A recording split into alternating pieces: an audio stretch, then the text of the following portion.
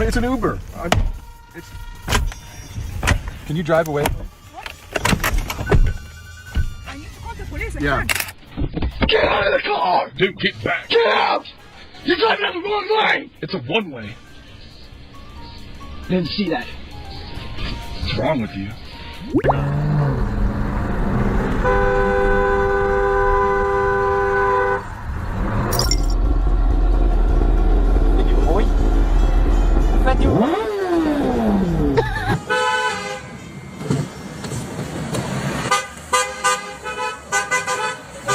Getting help for road rage starts with self-awareness and implementing practical strategies to manage your anger while driving. For many people, techniques for de-escalation are sufficient. However, for persistent or extreme road rage, professional help may be necessary. Strategies to manage your own road rage. Identify your triggers. Pay attention to what specific situations or actions by other drivers make you angry. Common triggers include traffic congestion, feeling rushed, and inconsiderate behavior like being cut off. Practice deep breathing. When you feel your anger rising, take slow, deep breaths. This can help lower your heart rate and calm your nervous system. Plan ahead. Give yourself plenty of time to reach your destination. If you're not in a hurry, you will feel less stressed and impatient if you encounter delays. Adjust your perspective. Remind yourself that you cannot control other drivers' actions, only your reaction to them. Assume the other driver is having a bad day or made an honest mistake. Create a calming environment. Listen to music you enjoy or a relaxing podcast to help soothe your nerves and distract you from external triggers. Make your car comfortable. Ensure your seat, mirrors, and steering wheel are adjusted to a comfortable position to avoid physical discomfort, which can add attention. Take a break. If you're feeling overwhelmed, pull over to a safe place when you can. Taking a moment to collect yourself can prevent a dangerous outburst. If the police signal for you to stop, you must comply immediately and safely. Evading police is a serious criminal offense in South Africa and can have severe consequences, including imprisonment. Fleeing increases the risk of an accident and can lead to the police using force to effect an arrest.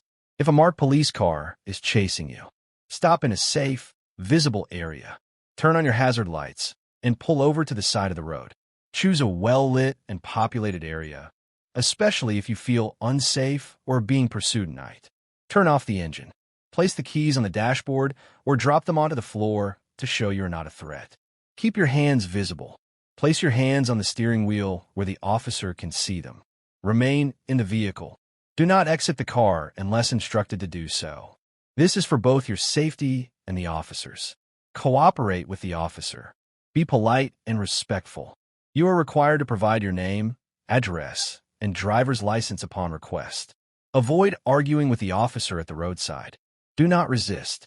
If the officer attempts to arrest you, do not resist. They may use reasonable force to overcome resistance. Know your rights. If arrested, you have the right to be informed of the reason, remain silent, and consult with a lawyer. What to do if you suspect it is not the police? In South Africa, it is a crime for someone to impersonate a police officer. If you're concerned that an unmarked vehicle or a person in plain clothes is not a real officer, follow the blue light protocol. Slow down immediately and turn on your hazard lights. Indicate that you want the vehicle to follow you. Drive at a slow, safe speed, no more than 40 kilometers per hour. Drive to the nearest, busiest police station. A service station with CCTV is also a good, safe option. Do not drive home. An impersonator could follow you there. Once at the station, approach the charge office and explain the situation. Consequences of evading police. Criminal charges. Having an attractive passenger can be distracting, but it is essential to prioritize safe driving above all else. Your primary responsibility is to ensure the safety of everyone in the vehicle and on the road. Conversations and interactions with passengers are a common source of cognitive distraction, which can impair your focus and reaction time. Here is what you should do to ensure a safe and successful journey for both of you. Before you drive, focus on setup. Adjust your seat, mirrors, and climate controls before you start driving. This prevents fumbling with controls later which can take your eyes and hands off the road. Set the right atmosphere. Choose a playlist or music that is pleasant but won't be too distracting. A good sound system is great, but don't play music so loud that it drowns out conversation or becomes a distraction. Plan your route. Use a navigation app or have your passenger assist you with directions. Set the destination before you start moving so you can focus on the road. Keep your phone out of reach. Put your phone in the glove compartment or on silent to avoid the temptation of checking it. While you're driving, keep your eyes on the road. Maintain full concentration on driving. A passenger will appreciate your concern for their safety, so you should avoid long periods of eye contact and prolonged staring. Maintain control of the conversation. If you find yourself in an intense or distracting discussion, it is okay to say so. You can politely explain that you need to focus on driving, and the conversation can continue once you arrive safely. Be courteous and respectful. As the driver, you are in charge of the car, and you should not be pressured by your passenger into driving unsafely.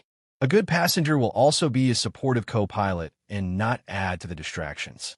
Keep calm. Nervousness can increase the chances of an accident.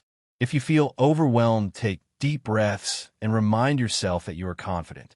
Having sexual intercourse while driving is extremely dangerous, illegal, and puts everyone on the road at risk of serious injury or death. It is a highly dangerous form of distracted driving that divides your attention in every way possible. The dangers. Physical distraction. The act requires you to take your hands and potentially other parts of your body off the controls of the car, including the steering wheel, pedals, and gear shifter. This makes it impossible to maintain proper vehicle control. Visual distraction. Your eyes are taken off the road, and you cannot properly scan your surroundings for hazards. A split second of inattention can lead to a crash. A 2021 study found that 40% of reported cases of sexual activity while driving resulted in a crash. Cognitive distraction. Your mind is completely focused on the sexual activity and not on the primary task of driving.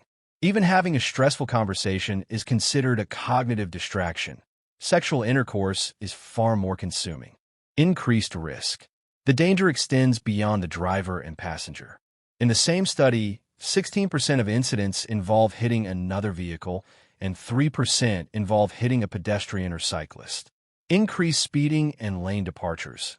Research shows that when drivers engage in sexual activity while driving, they have impaired vehicle control, including speeding and lane departures. As a driver, you're responsible for the safety of everyone in the car and on the road. Any physical contact that distracts you from driving, including from a passenger, should be stopped immediately. Distractions increase the risk of a crash. Here is how to set boundaries with a passenger who is touching you while you drive. Be direct and clear. You need to be direct and assertive. Do not feel embarrassed, as your safety and the safety of your passenger are the top priority. Say it plainly. Push their hand away and say firmly, "Please don't touch me while I'm driving." Explain why.